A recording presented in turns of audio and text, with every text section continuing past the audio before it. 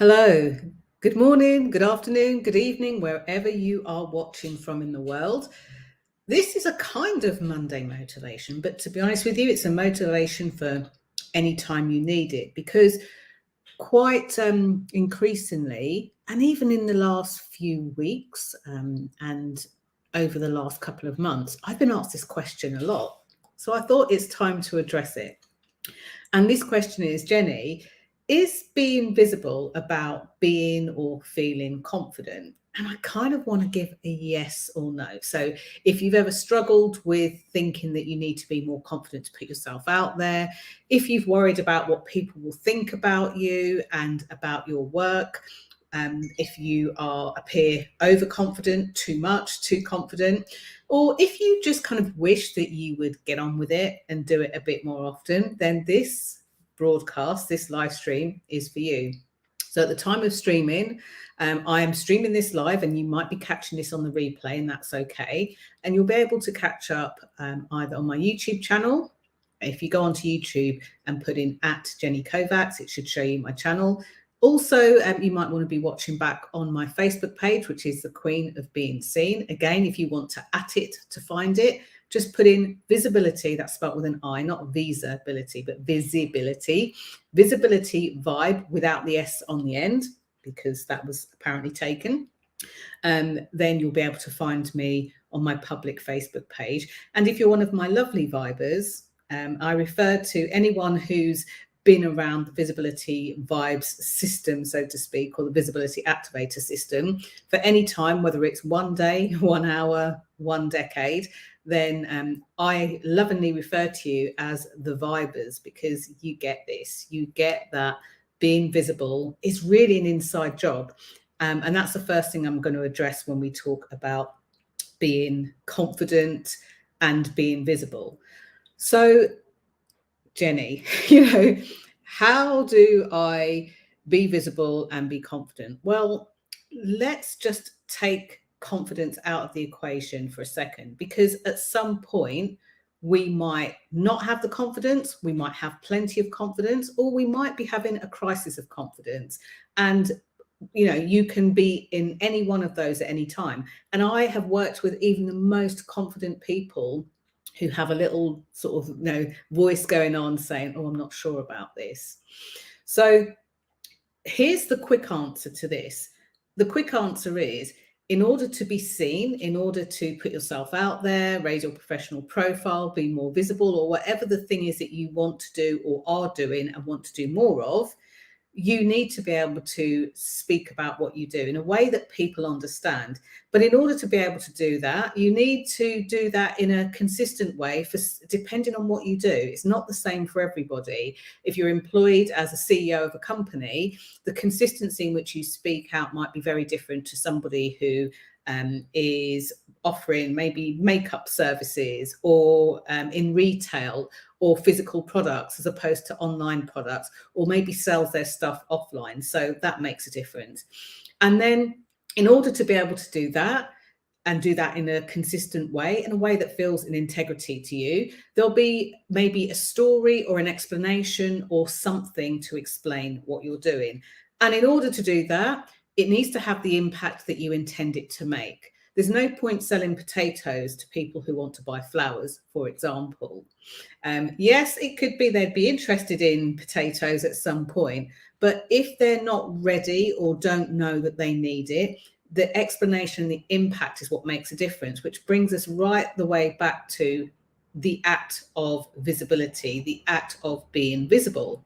So instead of telling you all about the things it's not, I'm going to give you my take on what not only I've experienced myself, but what I've seen clients go through, whether they're companies with teams, whether they're big known brands, whether they're one-man band businesses or solopreneurs, or even if, maybe you've been an author and written a few books and you've been wanting to get those more out there in front of people, or you're a speaker. This is a kind of like an invisible nugget that's speakers sometimes struggle with themselves, because they can get on a stage, they can talk for England, they can give really good value, but then they have to remember to get their own, their own brand, their own products, their own services more visible too. So here are 3 things that it takes and why. So the first thing, I think it's less about confidence and more about courage.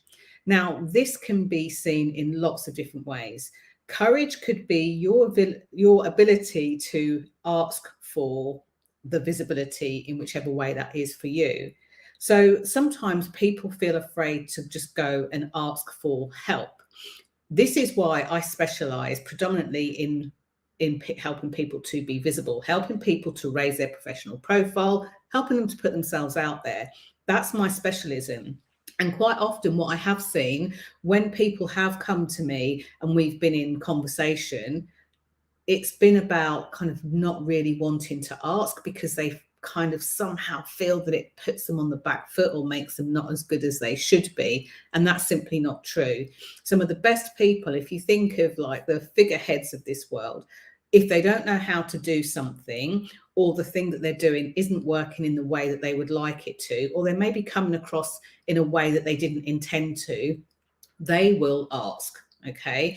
And I know that in the world of online and offline and social media, that sometimes you might think that, oh, I have to put out a blast on social media. And that's not true either. If you feel happy to do that, then go ahead. But there's lots of different ways that you can, reach out and ask. So courage is definitely the first piece. Now, the other interesting side, different side of the same stick. On one side of the stick, you've got the courage to ask, but actually the most important thing is the courage to receive, because after you've reached out, after you've made the inquiry, after you've connected with the person, asked them about their services or way that they can help, do you have the courage to receive? And that's actually a lot harder for some people than others. So having the courage to be to receive what's being said, to receive the recommendations, to receive from somebody who knows they've maybe mentored or trodden down that path a long time before you, and they can give you the best thing for you. We're not talking about broad brushstrokes and generic information here.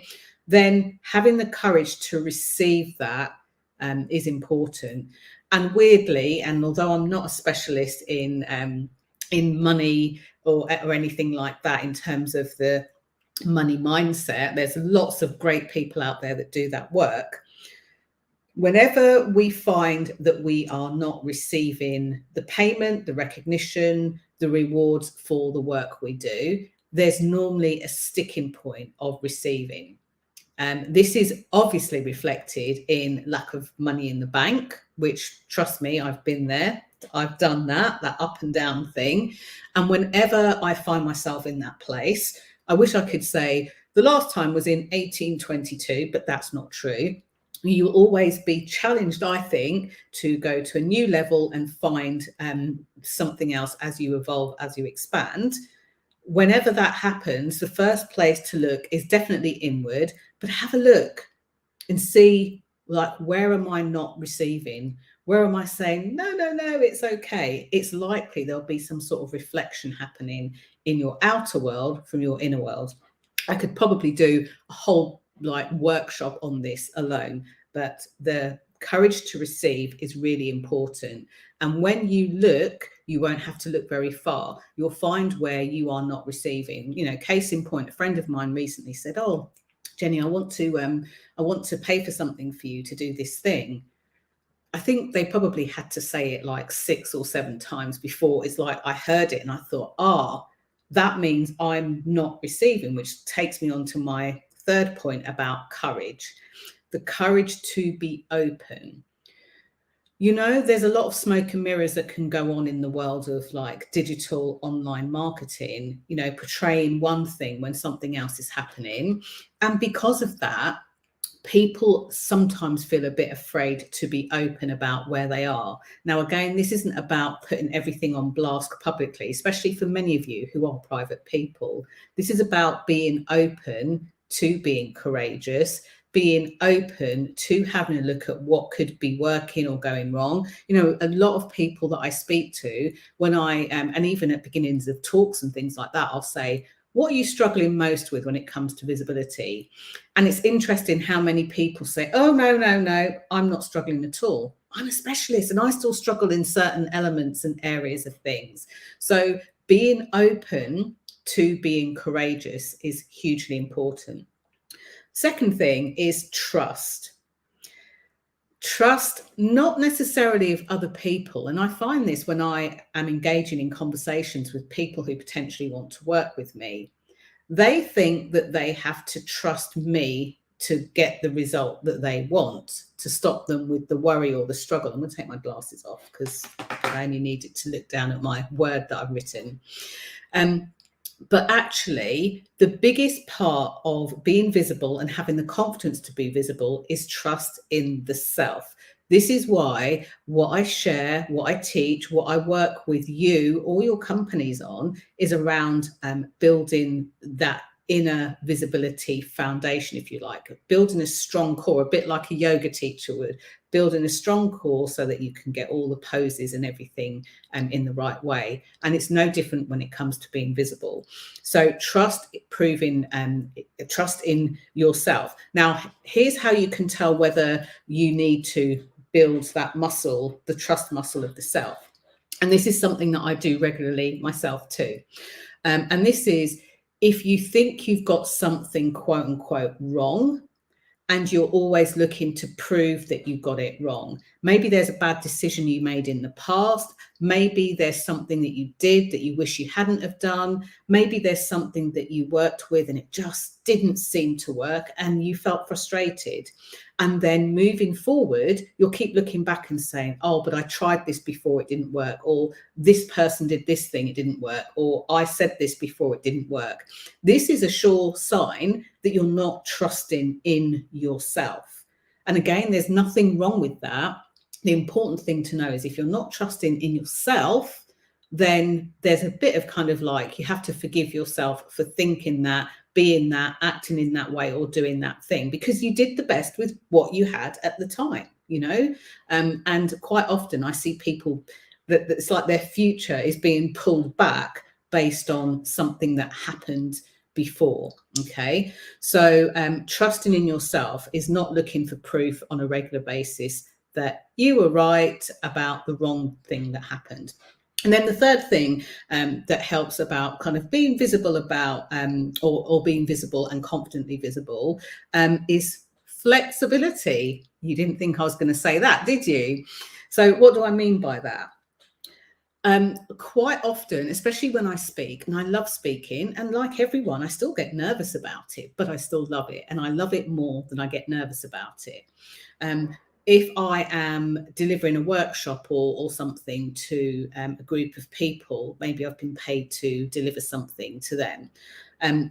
Quite often, we will have an idea of how things are going to go, but like things are never what they seem. We need to be flexible. So, for example, you know, I remember many years ago I had a talk and I travelled quite a few miles. I was actually traveling from kind of south to north, and it was probably a halfway point. So I traveled a few hours already to get there, and I had this speaking gig, and I had 35 minutes to speak. Now, I got there, plenty of time, did the networking, got ready to speak. And unfortunately, for whatever reason, the host didn't manage all of the timing as well as they could have done. And I'm used to kind of like, oh, we've got 5 minutes, 10 minutes less. But this was actually, in the end, I had 10 minutes. And even when they were, you know, addressing the room and said, oh, unfortunately, I know we're going to run out of time, but we've got 10 minutes from Jenny. This guy was just kind of going into what had happened. And I was thinking, okay, 8 minutes, 7 minutes, even less minutes. And, you know, that can be, as the person who then needs to follow on from that, having all of this stuff that you want to share takes a certain level of flexibility. You need to be used to thinking, well, how can I make this work for the audience? How can I make this work for the program? How can I make this work for the host? How can I make this work for the information that I want to share? Because at that point, there is nothing to negotiate. You can't say, oh, well, I'm going to keep going regardless. So flexibility is actually a big thing in being confident, because things change. They might change. Their needs might change. plans might change, and being able to be flexible, I want to say, in your behavior, in your mindset, so that you can do the thing that you need to do, regardless of whatever changes have come. It's almost like, while all around you the world is losing their head, you need to keep yours. That's a sure sign of an internal confidence. So always start from the inside in. Visibility and confident visibility is an inside job. Start with that.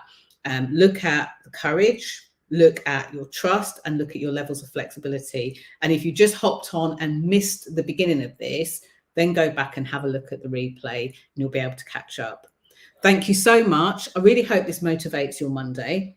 A few of you have been saying, "Oh, Jenny, have you got some stuff going on? It'd be really great to know what you're doing and what's going on with you." So I, at the moment, am offering a sounding board. If you want to know more about that, have a look at my posts on LinkedIn, on my Facebook page, or just send me a message and I'll send you the blurb.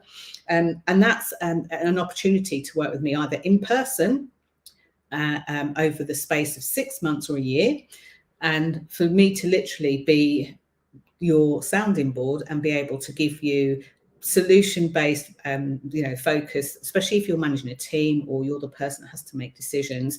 A lot of people that like this are people that are either business owners, founders, CEOs, consultants, people that have responsibility and don't necessarily have people other than a spouse or somebody within their company that they can bounce ideas backwards and forwards from.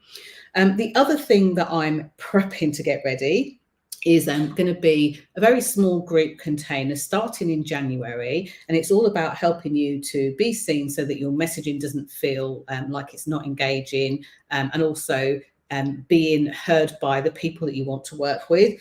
So many of you ask me, "But Jenny, how do I get new clients? How do I get more clients?" Well, it's not just about making the offer to them, it's about making sure that they're positioned to hear and to see and to know that you're offering something. So that's coming up in time. So if you're interested in doing something like that, then do let me know. That's going to be, like I say, a very small group program, and I'm going to be doing it at a super great, easy to join rate.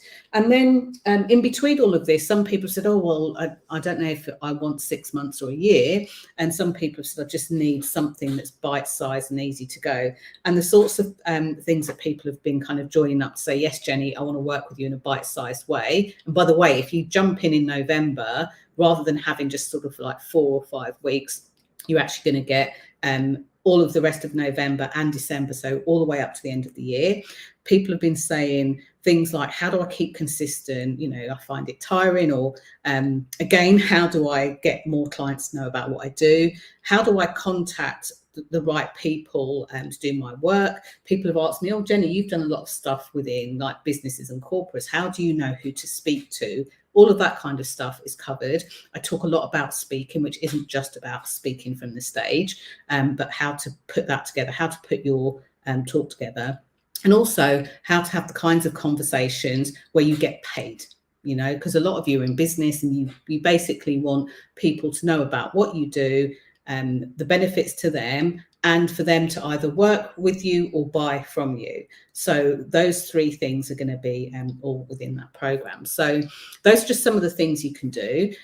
The thing that I want you to take away more than anything is that for me, your visibility is about owning your voice and knowing that your voice matters, whether you write it, whether you type it, whether you put it online, whether you do it offline and in person, whether you network it or anything else like that.